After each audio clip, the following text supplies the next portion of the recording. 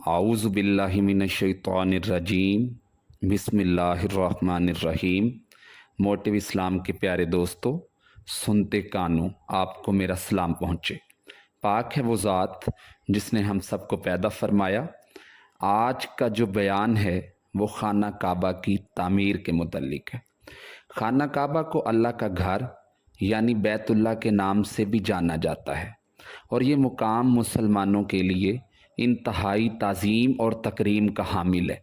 और इसकी तकरीम क्यों ना हो कि ये उस सरज़मीं पर अल्लाह का पहला घर है। अल्लाह के घर के बारे में जानना हर मुसलमान के लिए ज़रूरी है।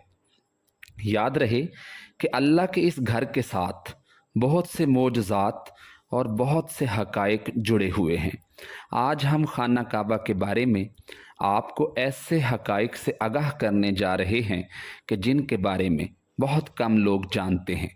इन हक़ाइक़ और मोजज़ात के साथ साथ हम आपको ये भी बताएंगे कि आखिर खाना काबा के ऊपर से जहाज़ और परिंदे क्यों नहीं गुज़र सकते।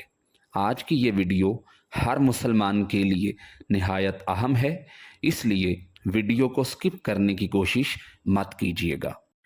प्यारे दोस्तों, बढ़ते हैं आज के मौजू की जानिब और सबसे पहले बात करते हैं खाना काबा की तामीर की। याद रहे कि खाना काबा कई मरतबा तामीर हो चुका है।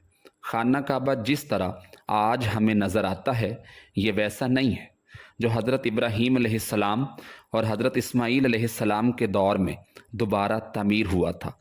वक़्त के साथ पेश आने वाली कुदरती आफात और हादसात की वजह से इसको दोबारा तामीर करने की ज़रूरत पड़ती रही। हम सब जानते हैं कि खाना काबा की दोबारा तामीर का एक बड़ा हिस्सा नबी करीम सल्लल्लाहु अलैहि वसल्लम की ज़िंदगी में ऐलान नबूवत से कबल मुकम्मल हो चुका था। ये वो वक़्त था जब नबी करीम सल्लल्लाहु अलैहि वसल्लम ने एक बड़ी खून रेज़ी को अपनी दूर अंदेशी से रोका था। एक बड़े कपड़े में हजर असवद को रख कर हर कबीले के सरदार से उठवाया था। इसके बाद आने वाले वक़्त में कई मरतबा खाना काबा की तामीर होती रही है। आखिरी मरतबा जो खाना काबा की तफसील से आराइश हुई है वो 1996 में हुई थी, जिसके नतीजे में बहुत सारे पत्थरों को हटा दिया गया था और बुनियाद को मजबूत करके नई छत डाली गई थी। जब तक कि आखिरी बड़ी तमीर है और अब खाना काबा की इमारत को पहले से कहीं ज़्यादा मजबूत तस्वुर किया जाता है। खाना काबा की इमारत को पहले से कहीं ज़्यादा मजबूत जाना जाता है। खाना काबा की तमीर के हवाले से अल्लामा जलालुद्दीन सियूती अलैहि रहमा मक्का मुकरमा में तहरीर फरमाते हैं कि खाना काबा की तामीर 10 मरतबा हुई है। नंबर 1, खाना काबा को सबसे पहले फरिश्तों ने ठीक बैतुल मामूर के सामने ज़मीन पर बनाया। नंबर 2, हज़रत आदम अलैहिस्सलाम ने इसकी तामीर फरमाई। नंबर 3, हज़रत आदम अलैहिस्सलाम के फ़र्जंदों ने इस इमारत को बनाया। नंबर 4, हज़रत इब्राहीम अलैहिस्सलाम और उनके फ़र्जंद अर्जमंद हज़रत इस्माईल अलैहिस्सलातु वस्सलाम ने इस मुक़द्दस मुकाम को तामीर किया। इसका तज़किरा अल्लाह ताला ने कुरान मजीद में भी बयान फरमाया। नंबर 5, कौम अमालिका की इमारत। नंबर 6, कबीला जरम ने इसकी इमारत बनाई। नंबर 7, कुरैश के मूरस आला कसी बिन कलाब की तमीर। नंबर 8, कुरैश की तमीर, जिसमें खुद हमारे नबी पाक सल्लल्लाहु अलैहि वसल्लम ने भी शिरकत फरमाई और कुरैश के साथ खुद भी आपका दस्ते मुबारक पत्थर उठा उठा कर लाते रहे। नंबर 9, हज़रत अब्दुल्ला बिन ज़ुबैर रज़ी अल्लाह ताला अन्हु ने अपने दौरे खिलाफत में नबी अकरम सल्लल्लाहु अलैहि वसल्लम के तजवीज़ करदा नक्शे के मुताबिक तमीर किया। नंबर 10, अब्दुल मलिक बिन मरवान अमूरी के ज़ालिम गवर्नर हज्जाज बिन यूसुफ सक़फ़ी ने हज़रत अब्दुल्ला बिन ज़ुबैर को शहीद कर दिया और इनके बनाए हुए काबा को ढा दिया और फिर ज़माने जाहलियत के नक्शे के मुताबिक काबा बना दिया, जो आज तक मौजूद है।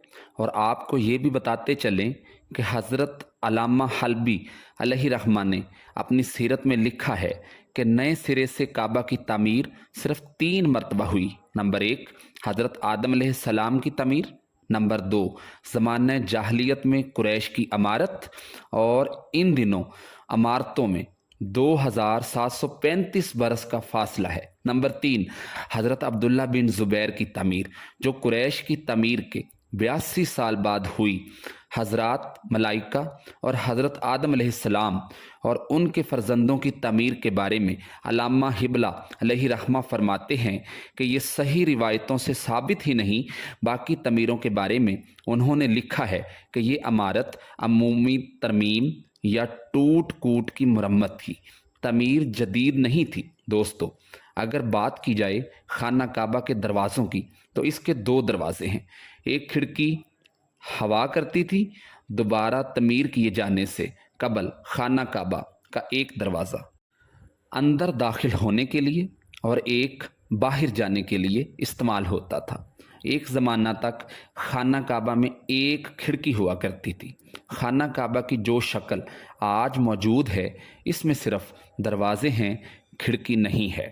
اسی طرح اگر بات کی جائے خانہ کعبہ کے رنگ کی تو ہم لوگوں نے خانہ کعبہ کو ہمیشہ کالے رنگ کی کسو اور سونے کے دھاگوں میں دیکھنے کی ایسی عادت ہو چکی ہے کہ ہم اس کو کسی اور رنگ میں تصور بھی نہیں کر سکتے۔ یہ روایت عباسد جن کے گھر کا رنگ کالا تھا کے دور سے چل رہی ہے، لیکن اس سے قبل خانہ کعبہ مختلف رنگ کے غلاف سے ڈھکا رہتا تھا اور رنگوں میں ہرا، لال اور سفید رنگ شامل ہیں۔ دوستو، خانہ کعبہ کی ایک اور دلچسپ بات یہ ہے کہ اس کی چابیاں شروع دن سے ایک خاندان کی تحویل میں ہیں۔ فتح مکہ کے وقت نبی کریم صلی اللہ علیہ وآلہ وسلم کو خانہ کعبہ کی چابیاں دی گئی تھیں، لیکن بجائے اس کے کہ آپ صلی اللہ علیہ وآلہ وسلم یہ چابیاں اپنے پاس رکھتے، آپ صلی اللہ علیہ وآلہ وسلم نے یہ چابیاں بنی شائبہ خاندان کے عثمان بن طلحہ کو واپس کر دی۔ اس وقت سے آج تک وہ ان چابیوں کی روایتی رکھوالی کرتے ہیں، اور نبی کریم صلی اللہ علیہ وآلہ وسلم کے نادر الفاظ کی روشنی میں یہ چابیاں ہمیشہ ان کے پاس ہی محفوظ رہیں گی، جیسا کہ حدیث پاک ہے کہ آپ صلی اللہ علیہ وآلہ وسلم نے فرمایا، اے بنی طلحہ کی چابیاں روز قیامت تک تیری تحویل میں رہیں گی، سوائے اس کے کہ زور زبردستی تجھ سے غیر اخلاقی طریقے سے چھین لی جائیں۔ کہتے ہیں کہ پہل خانہ کعبہ ہفتہ میں 2 مرتبہ عوام کے لیے کھولا جاتا تھا اور کوئی بھی خانہ کعبہ کے اندر داخل ہو کر عبادت کر سکتا تھا، لیکن موجودہ زمانے میں زائرین کی تعداد زیادہ ہونے اور دوسری وجوہات کی بنا پر خانہ کعبہ کو اب سال میں صرف 2 مرتبہ کھولا جاتا ہے۔